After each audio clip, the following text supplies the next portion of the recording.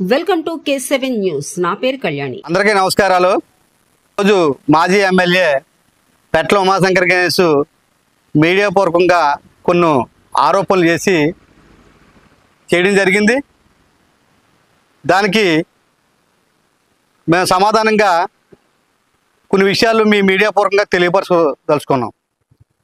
అసలు పెట్ల ఉమాశంకర్ గణేష్కి మతి భ్రమించి మాట్లాడుతున్నాడో, లేకపోతే పిచ్చెక్కి మాట్లాడుతున్నాడో, లేకపోతే అవగాహన లేకుండా మాట్లాడుతున్నాడో నాకైతే అర్థం కాలేదు. గతంలోనే చెప్పాం, ఈయనకి గాలిలో గెలిచాడు, ఈయన ఎమ్మెల్యేగానా, ఈయన ఎంపీటీసీకి ఎక్కువ, ఎమ్మెల్యేకి తక్కువ అని చెప్పి గతంలోనే చెప్పాను. ఎందుకంటే నన్ను చూసి ఎందుకు భయపడుతున్నాడో నాకు అర్థం కావట్లేదు. ఆయనకి ఈ ప్రాంతంలో ఉన్న ప్రధానికాన్ని అందరికీ కూడా పెద్ద ఎత్తున ఉద్యోగ ఉపాధి అవకాశాలు వస్తాయనే ఉద్దేశంతో వస్తే ఈ ప్రాంతం మొత్తం కూడా అయ్యన్న పాత్రుడి గారికి ఎన్నుదన్నుగా నిలబడుతుంది. అయ్యన్న పాత్రుడి గారి పక్షాన్ని ఒక పక్షం అయిపోతుందని చెప్పి ఒక భయం పట్టుకుందో అర్థం కాలేదు. ఈ ప్రాంతం పారిశ్రామికంగా అభివృద్ధి చెందాలని చెప్పి స్పీకర్ అయ్యన్న పాత్రుడి గారు ఇక్కడున్న భూముల్ని సేకరించాలని చెప్పి అధికారులకు తెలియజేస్తే ఇక్కడున్న రైతాంగం మొత్తం కూడా స్వచ్ఛందంగా రైతులందరూ కూడా అధికారులు వచ్చిన తమ భూముల్ని సాగులో ఉన్న ప్రతి ఒక్క రైతు కూడా కొలిపించుకోవడం కూడా జరిగింది. సుమారు 5 నెలలుగా ఈ ప్రక్రియ జరుగుతూ ఉంది. మరి ఈ 5 నెలలుగా ఈ ప్రక్రియ జరుగుతూ ఉంటుండగా 2 నెలల కిందట ఏదైతే లిస్టు సర్వే చేశారో ఎంజాయ్మెంట్ ఎవరైతే మరి సాగుదారులు ఉన్నారో వాళ్ళందరూ కూడా లిస్టు ప్రచురించడం కూడా జరిగింది. ఈ రాజపల్లి రెవెన్యూ సచివాలయంలో ప్రచురించిన వెంటనే నువ్వు లిస్టు తీసుకొని మరి 100 కోట్లు అవినీతి జరిగింది, మరి నీ నిజాలు బయట పెడతామని చెప్పి ఆ రోజు ఎంఆర్ఓ ఆఫీస్ ముందు ఏయో మాటలు, ఫేక్ మాటలు మాట్లాడు. కానీ 2 నెలలుగా నోట్లో పండు పెట్టుకొని ఉన్నావు ఏమన్నా నువ్వు.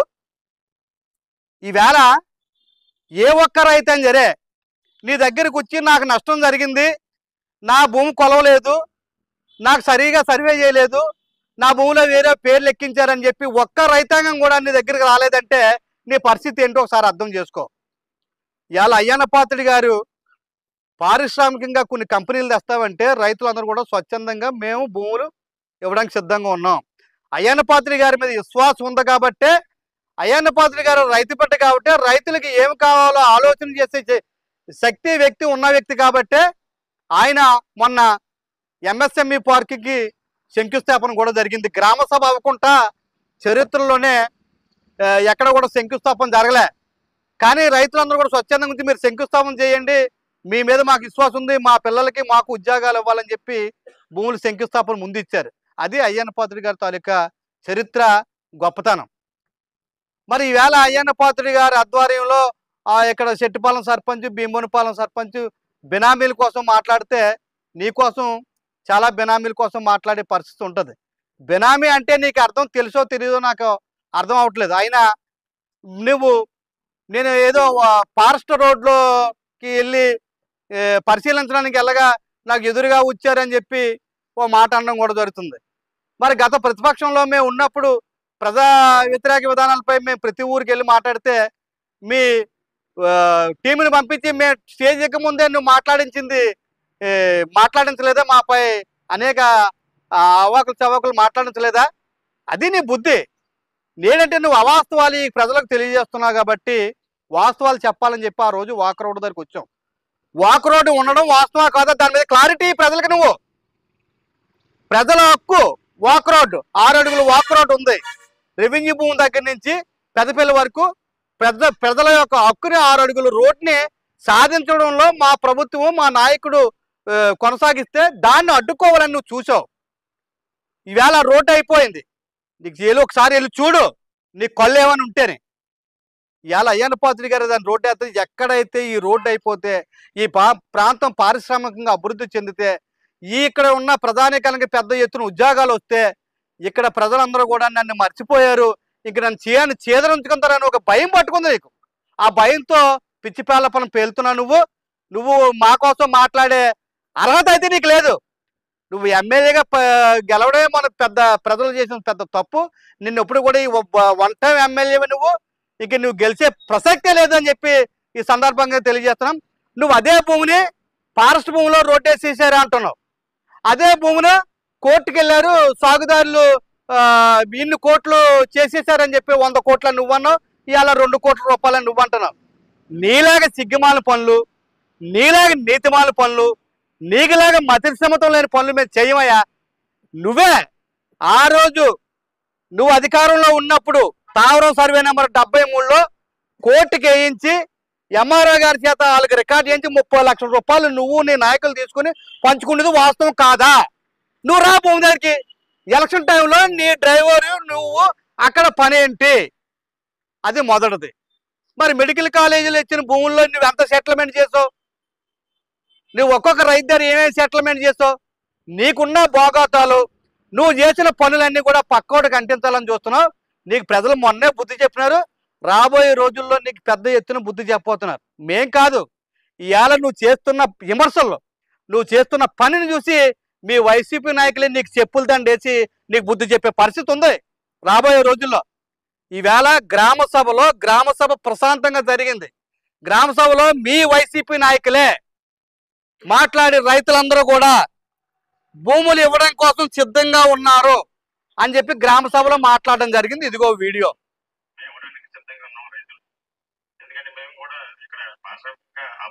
కాబట్టి ఆల్రెడీ ఆంధ్ర కంపెనీ ఇచ్చారు. తద్వారా ఇక్కడక్కడ మరి ఇండస్ట్రీ కారిడార్ గా బాగుంటుంది అని చెప్పి దృష్టిలో పెట్టుకుని 730 ల్యాండ్ ఉంది. మరి ఆ ల్యాండ్ ఎప్పటి నుంచి కొత్త 20-30 పనులు బట్టి రైతులందరూ కూడా సాగులో ఉన్నారు. అది జీడి మాడి పెంచుకొని దాని మీద జీవనాధారం కలుపుతున్నారు. అయితే ఏదైనప్పటికీ రైతులందరూ కూడా ఎప్పుడైనా కష్టపడ్డారు. మేము అందరూ కూడా చెప్పాం. సంబంధించి జన్యుగా ఎదిగింది. కాస్త లబ్ధిదారులుగానే అయినా 1-2 కుటుంబ సభ్యులుగా పెట్టుకోవచ్చు. అంతే తప్ప దాని మీద నిచ్చే అవసరం జరగలేదు. ఈ కాకపోతే జరిగినప్పటికీ చిన్న అభ్యర్థులు ఒక 10 మంది 20 మంది అభ్యర్థులు ఇమ్మీడియట్ గా రెక్టిఫై చేసి చేయాలని చెప్పేసి కోరుతున్నాం. అంటే మీ జడ్పీడీసీ గారి భర్త ఆ రెవెన్యూ పరిధిలో ఉన్న వ్యక్తి 737లో 400 పైసలుకున్న రైతులు తాలూకా సర్వే సమగ్రంగా బాగా జరిగింది.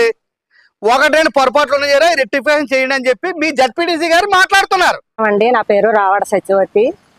గతంలో పెట్ల గణేష్ గారు 4కో ఫ్యాక్టరీ తెచ్చారు. ఆ తెచ్చింది ఏమైందంటే మాకు 4 ఎకరాలు ఉంటే అతనికి 2 ఎకరాలు, మాకు 2 ఎకరాలు అన్నారు. అలా కుదరదు, మేము ఏనాడు నుంచో తాతన్నుల కాడి నుంచి మేము కష్టపడి సంపాదించుకున్న భూమి ఇది, అలా కుదరదని చెప్పేసి ఎంఆర్ఓ గారిని వచ్చిన అధికారులందరినీ మేము ఎంటలు తాగడం జరిగింది. జరిగితే వాళ్ళు వెళ్ళిపోయారు. వెళ్ళిపోయిన తర్వాత మేము చాలా ఆనందపడ్డాం. రాబోయే ప్రభుత్వం వస్తే మాకు ఏదో న్యాయం జరుగుతుంది అన్నట్టుగా ఎదురు చూసినట్టుగానే మాకు న్యాయమే జరిగింది. ఎందుకంటే మా తాత ముత్తాతల కాడి నుంచి కష్టపడినా అందులో జీవనోపాధి కూడా గడిచేది కాదు. అది మాకు అనుకూలంగా మన అయ్యన్నపాత్రి గారు, స్పీకర్ గారు వచ్చి, అమ్మ మీరు ఎన్నాళ్ళు కష్టపడినా దీన్ని మీరు అభివృద్ధి చేయలేరు, కంపెనీలు వస్తే మీరు మీ పిల్లలు బతుకుతారని చెప్పేసి మమ్మల్ని ఆకర్షించి ఒక పిల్లల దగ్గర చేర్చుకొని మాకు తగిన న్యాయం మమ్మల్ని దగ్గర పెట్టి భూములు ఎవరు పై పేర్లు లేకుండా మమ్మల్ని దగ్గర పెట్టి సక్రమంగా దాన్ని కొలవడం జరిగింది. ఏ అల్లర్లో గొడవలు లేవు. మేము సాదృశంగానే భూములు కొలుసుకోవడం జరిగింది. బినామీలు కానీ పై పేర్లు కానీ లేవు. ఎవరైతే కష్టపడి చేసుకున్నామో మా పేర్లే ఉన్నాయి అందులో.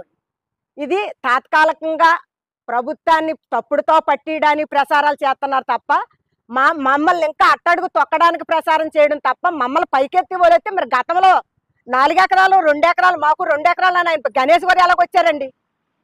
గణేష్ గారు బుద్ధి ఉండాలి కదా. ఇది ఏనాటి నుంచో కష్టపడి సంపాదించుకున్న భూము సిగ్గేస్తుంది.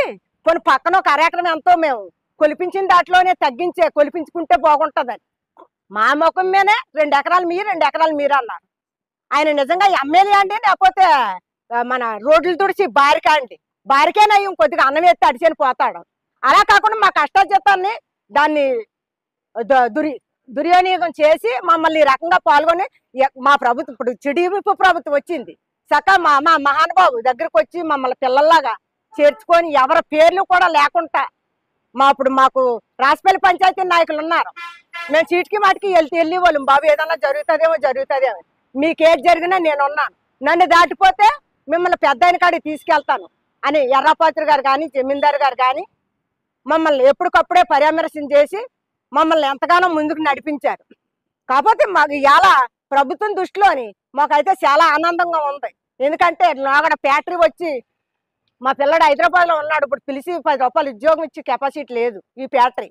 ఇవాళ ఏమన్నారంటే అయ్యనపాత్రి గారు 10వ తరగతి చదువుకున్న కాడి నుంచి అన్ని జాబులే అన్నారు, దానికి నేను పూసి అన్నారు.